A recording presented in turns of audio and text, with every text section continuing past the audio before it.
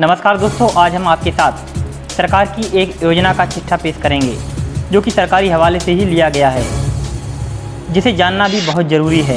दोस्तों, audit report में खुलासा हुआ है कि सांसद आदर्श ग्राम योजना का न गाँवों पर कोई प्रभाव पड़ा है, ना ही लक्षित उद्देश्य मिला है। प्रधानमंत्री श्री नरेंद्र मोदी की महत्वाकांक्षी सांसद आदर्श ग्राम योजना का कोई प्रत्यक्ष प्रभाव नहीं पड़ा है और ना ही लक्षित उद्देश्य की प्राप्ति हुई है। ग्रामीण विकास विभाग की योजनाओं के प्रदर्शन से संबंधित एक रिपोर्ट में यह जानकारी देते हुए कहा गया है कि इस योजना की समीक्षा की जानी चाहिए। सांसद आदर्श ग्राम योजना यानी SAGY की घोषणा मोदी जी ने 15 अगस्त 2014 को प्रधानमंत्री के तौर पर अपने पहले स्वतंत्रता दिवस के संबोधन में की थी। इस योजना के तहत प्रत्येक सांसद महोदय को गाँवों को गोद लेकर इसे आदर्श ग्राम के तौर पर विकसित करना था। योजना की शुरुआत 11 अक्टूबर 2014 को भलीभांति तरीके से हुई। केंद्र ने ग्रामीण विकास मंत्रालय के तहत आने वाली विभिन्न कल्याणकारी योजनाओं के समुचित क्रियान्वयन और उनके प्रभाव के आकलन के लिए एक साझा समीक्षा मिशन यानी CRM का गठन किया। अपनी रिपोर्ट में CRM ने कहा है कि सांसद आदर्श ग्राम योजना के लिए कोई समर्पित कोष नहीं है जिससे योजना पर बुरा प्रभाव पड़ा है। किसी और मद की रकम के जरिए इसके लिए कोष जुटाया जाता है। CRM के मुताबिक उसके दलों ने राज्यों का दौरा किया और उन्हें योजना का कोई महत्वपूर्ण प्रभाव नजर नहीं आया। CRM ने यह भी कहा कि इस योजना के तहत सांसदों द्वारा गोद लिए गए गाँव में भी सांसदों ने अपनी क्षेत्र विकास निधि से इसके लिए पर्याप्त रकम आवंटित नहीं की है।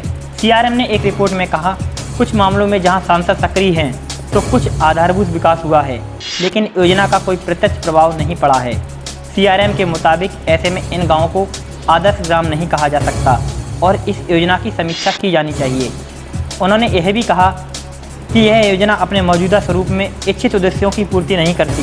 यह अनुशंसा की जाती है कि मंत्रालय इसका प्रभाव बढ़ाने के लिए योजना की समीक्षा कर सकता है।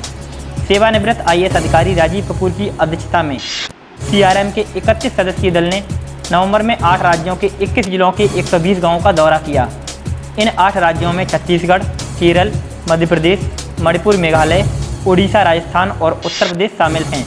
इंडियन एक्सप्रेस के मुताबिक समिति ने गांव की बिगड़ी हुई स्थिति बयां करने के लिए कुछ उदाहरण भी दिए हैं, जैसे कि मध्य प्रदेश के खंडवा जनपद के आरूद गांव में योजना के तहत कुल 118 तरह के कार्य कराए जाने थे, लेकिन अभी तक 60% कार्यों को ही पूरा किया जा सका है और बाकी काम फंड की कमी की वजह से लंबित पड़ा हुआ है। वहीं केरल राज्य के कलिकक्कड़ ग्राम पंचायत में मिशन की टीम को योजना के तहत कोई विशेष उपलब्धि दिखाई नहीं दी, फिर भी इस गाँव को SAGY के तहत बड़ी उपलब्धि के रूप में दिखाया जाता है। अगर उत्तर प्रदेश की बात करें तो जनपद इलाहाबाद के एक गांव का दौरा टीम ने किया। इसमें कहा गया कि यहाँ यह विडंबना है कि यहाँ पर आदर्श ग्राम है, लेकिन गांव अभी तक खुले में शौच मुक्त नहीं हो सका है। उत्तर प्रदेश के ही जनपद हरदोई के एक आदर्श गांव का दौरा करने के बाद समिति ने कहा, कुल मिलाकर योजना का यहाँ कोई खास प्रभाव नहीं पड़ा है। CRM ने कहा कि उन जगहों पर अच्छा काम हुआ है जहाँ पर सांसदों ने योजनाओं में रुचि दिखाई है और सांसद निधि के तहत उचित राशि आवंटित की है। आयोग ने ग्रामीण विकास मंत्रालय के तहत आने वाली सभी कल्याणकारी योजनाओं की समीक्षा की और बेहतर क्रियान्वयन के लिए सुझाव भी दिए। CRM में शिक्षाविद और शोध संगठनों के सदस्य भी शामिल हैं। उम्मीद करते हैं आपको यह रिपोर्ट पसंद आ गई होगी और आंकड़े भी समझ आए होंगे। इस योजना में काफ़ी लीपापोती हुई है।